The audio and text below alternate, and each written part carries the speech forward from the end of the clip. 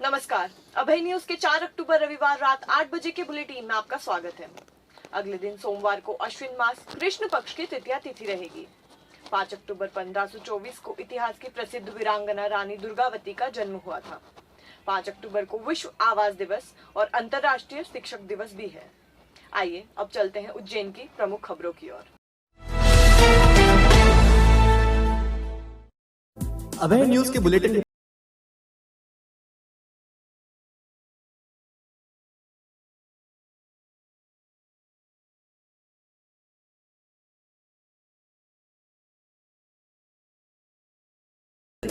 बॉलीवुड और TV serial style की diamond set jewellery beauty parlour पर आपको मिलेंगी प्रोफेशनल आर्टिस्ट द्वारा facial, bridal makeup, hair cut, manicure, pedicure, skin treatment, nail art और टैटू आर्ट जैसी सेवाएं। ब्राइडल सेट रेंट पर भी उपलब्ध है। सब कुछ है यहाँ एक ही छत के नीचे। हमारा पता है 7 मिर्जा नईम बेग मार्ग, उज्जैन।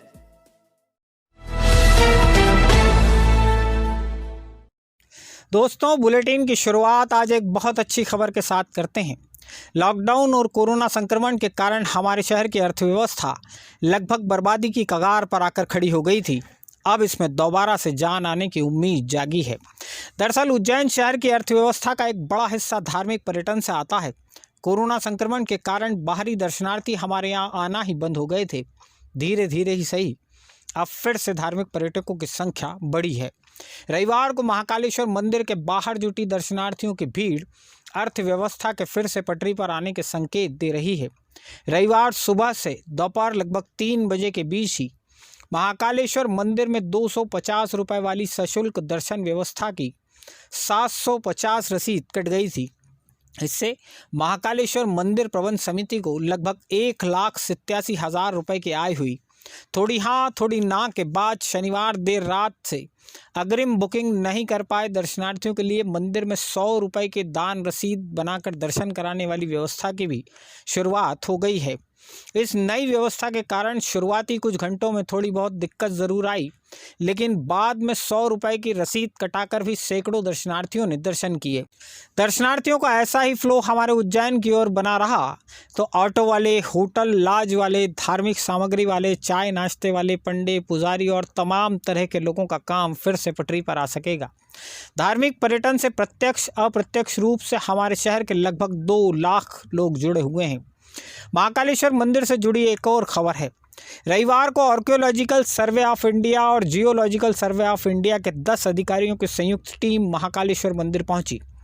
सुप्रीम कोर्ट ने इन दोनों ही एजेंसियों को महाकालेश्वर ज्योतिर्लिंग शरण और महाकालेश्वर मंदिर के स्ट्रक्चर की मजबूती के लिए सर्वे कर रिपोर्ट प्रस्तुत करने के निर्देश दिए हैं। सुप्रीम कोर्ट के दिशा निर्देशों पर ही केंद्रीय भवन अनुसंधान संस्था रुड़की की भी एक टीम पिछले दिनों मंदिर के स्ट्रक्चर की जांच कर चुकी है। मामला सुप्रीम कोर्ट का है और रिपोर्ट भी सीधे ही सुप्रीम कोर्ट में प्रस्तुत करना है। लिहाजा दोनों एजेंसियों के अधिकारियों ने यहाँ मीडिया से भी ज़्यादा बातचीत नहीं की।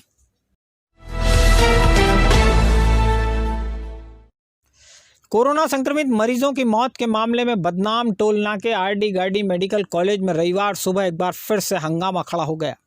दरअसल शनिवार देर रात इस अस्पताल में कानड़ में रहने वाले बाबूलाल नामक एक मरीज की मौत हो गई थी। बाबूलाल की दूसरी कोरोना रिपोर्ट निगेटिव आ चुकी थी, इसलिए परिजन मरीज के शव को अपनी सुपुर्दगी में लेकर अंतिम संस्कार करवाना चाहते थे। मेडिकल कॉलेज का प्रबंधन इन्हें शव सौंपने पर राजी नहीं था। अस्पताल में खासा हंगामा हुआ तो चिमनगंज थाने के पुलिसकर्मी भी यहां पहुंचे। अस्पताल प्रबंधन से जुड़े लोगों से बात की और शव परिजनों के सुपुर्द करवाया। आरडी गार्डी मेडिकल कॉलेज से ही रविवार को एक और बुरी खबर आई है। माधव कॉलेज के पूर्व प्राचार्य और दर्शन शास्त्र के प्रोफेसर डॉक्टर हेमंत नामदेव का भी मेडिकल कॉलेज में निधन हो गया है। हेमंत नामदेव का लॉकडाउन से कुछ वक्त पहले ही ग्वालियर ट्रांसफ़र हुआ था। 3 दिन पहले ही उनकी कोरोना रिपोर्ट पॉजिटिव आई थी। इसके बाद उन्हें माधवनगर अस्पताल में भर्ती किया गया था। शनिवार दोपहर उन्होंने अपने मोबाइल से कॉलेज के व्हाट्सएप ग्रुप में मैसेज किया, अलविदा। इसके बाद उनके परिजन और परिचित समझ चुके थे कि डॉक्टर नामदेव का हौसला बीमारी ने तोड़ दिया है। ताबड़तोड़ परिचित लोग माधवनगर अस्पताल पहुंचे। यहां से उन्हें मेडिकल कॉलेज ट्रांसफ़र करने की तैयारी की गई, लेकिन शाम 6 बजे तक एम्बुलेंस का ही इंतज़ाम नहीं हो सका। शाम लगभग 7 बजे मेडिकल कॉलेज ले जाते ही उन्हें वेंटिलेटर पर रखा गया। लेकिन तब तक बहुत देर हो चुकी थी। शरीर से सांसों का नाता टूट चुका था। अपनी मौत से कुछ वक्त पहले डॉक्टर नामदेव ने एक कविता भी लिखी। उन्होंने लिखा, आ तकदीर तुझे फिर आजमाए, तेरी हसरत ही है तो जंग। दोस्तों, कोरोना संक्रमण का असर हमारे ज़िले में कम ज़रूर हुआ है, लेकिन इस पर प्रभावी नियंत्रण के लिए हमें और आपको सतर्क रहना है। पता नहीं यह वायरस कब हमारे बीच से किसको लील जाए। हमारे ज़िले में कोरोना के कुल केस की संख्या 3055 हो चुकी है। शनिवार रात फिर से 20 नए कोरोना मरीज सामने आए, जिनमें से 14 उज्जैन शहर के हैं। एक्टिव मरीजों की संख्या ज़रूर पिछले एक सप्ताह में कम हुई है, लेकिन मौत का आंकड़ा बढ़कर 95 पर पहुंच गया है। हमारे ज़िले में कोरोना टेस्ट की संख्या भी अब 1 लाख तक पहुंचने वाली है। शनिवार रात तक की स्थिति में हमारे ज़िले में कोरोना के कुल 96,143 टेस्ट हो चुके थे। खबरों का सिलसिला जारी रहेगा एक ब्रेक के बाद। उज्जैन शहर का पहला क्लब डिस्क बार। उज्जैन शहर में आधुनिक जीवन शैली का नया पता। कॉकटेल, मॉकटेल, अलग अलग स्पेशल शेफ द्वारा तैयार वेज और नॉन वेज, प्योर हाइजेनिक माहौल, kitty party, high party, birthday party का शानदार arrangement, live band, unplug music, dance का मजा लीजिए। तंदूरी स्नैक्स की बाहर है यहाँ।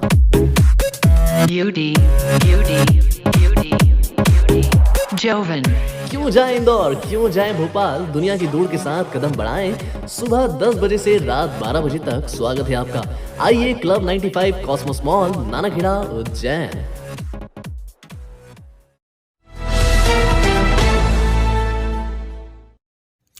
कोरोना संकट काल में इस बीमारी से निपटने में प्रेस की भूमिका विषय पर परिसंवाद का रविवार दोपहर इंदौर रोड स्थित एक होटल में आयोजन किया गया।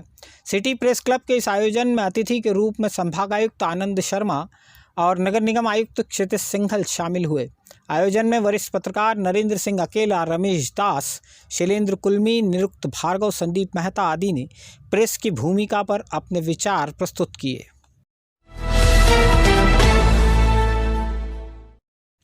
नानाखेड़ा के पास आनंद नगर में सोमवार सुबह एक बड़ा हादसा टल गया। एक कार तेज रफ्तार से अनियंत्रित होकर टीन शेड तोड़ते हुए सरकारी नल के ठिये में जा घुसी। इस कार को बसंत विहार इलाके में रहने वाले 2 नाबालिग बच्चे चला रहे थे। कार पर मीणा एंड मीणा यातायात एजेंसी लिखा हुआ था। एक्सीडेंट के बाद इसे चला रहे बच्चे कार से बाहर निकलकर भागे तो लोगों ने इन्हें चोर समझ लिया और पुलिस के सुपुर्द कर दिया। यह car RTO agent Laxman Meena की थी। हालांकि खुद मीणा ने यह स्वीकार किया है कि कार उन्हीं के परिवार के बच्चे चला रहे थे। गनीमत रही कि हादसे में किसी को चोट नहीं आई।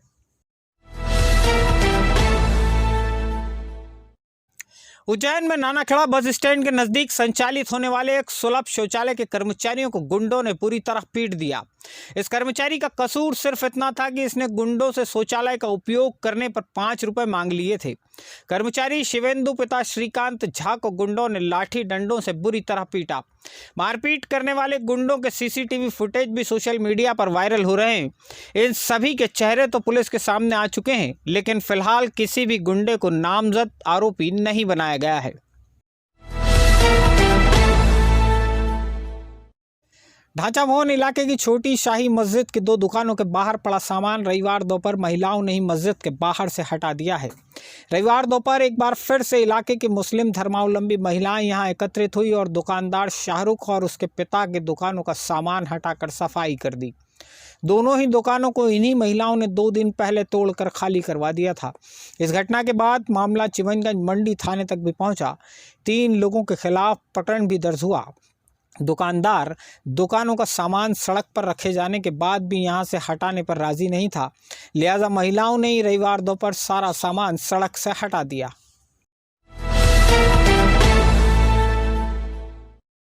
दो थाना प्रभारियों के तबादले के बाद खाली हुई माधवनगर और चिमनगंज टीआई की कुर्सी पर तैनाती कर दी गई है।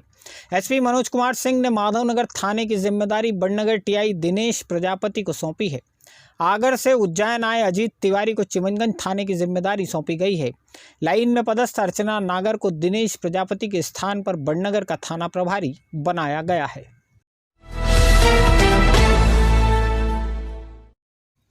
कायथा के नजदीक छोटी कालीसिंध नदी के पास रेलवे ट्रैक से पुलिस ने एक लाश बरामद की है। रेलवे ट्रैक के बीच पड़ी मिली लाश का एक हाथ कटकर दूर जा गिरा था। इस लाश की पहचान देवीलाल पिता पूराजी बागरी उम्र 55 साल के रूप में की गई है। देवीलाल के कपड़ों से पुलिस को 400 रुपए और बंडल माचिस मिले। फिलहाल ये साफ नहीं हो सका है कि देवीलाल ने आत्महत्या की है या दुर्घटनावश वह ट्रेन की चपेट में आ गया। तराना पुलिस इस मामले की जांच में जुटी है।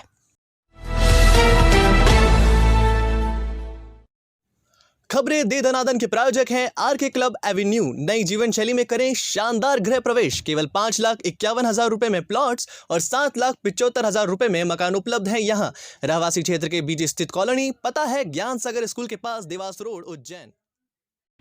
चिंतामन थाना के आकासोदा गांव में ट्रैक्टर दीवार से टकराने पर चालक कालूराम निवासी बांसवाड़ा की मौत हो गई है। पुलिस ने मामले में मर्ग कायम किया है।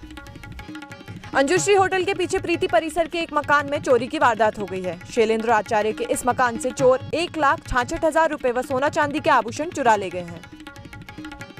नानाखेड़ा में सुलभ शौचालय के कर्मचारी को पीटने वाले एक आरोपी गौतम को पुलिस ने गिरफ्तार कर लिया है। उसके 4 साथी अभी भी फरार हैं। इनकी पहचान हो चुकी है। इंगोरिया में 75 साल के वृद्ध चंपालाल को एक सांड ने उठाकर पटक दिया। इस हादसे में चंपालाल की मौत हो गई है। इंगोरिया में बीते 6 महीने में ऐसे 6 से ज्यादा घटनाक्रम हो चुके हैं। महाकाल वाणिज्य केंद्र में रहने वाले आनंद उपाध्याय के मकान में बीती रात चोर घुस आए। यह मकान सूना पड़ा था। चोरों ने यहाँ नकुचा तो तोड़ा, लेकिन मकान से कुछ चुरा कर नहीं ले जा सके। बिजली निजीकरण के खिलाफ कर्मचारियों के संयुक्त मोर्चा द्वारा सोमवार शाम 5 बजे मक्सी रोड ऑफिस पर गेट मीटिंग की जाएगी। दोपहर 1 बजे कर्मचारी ज्ञापन भी सौंपेंगे।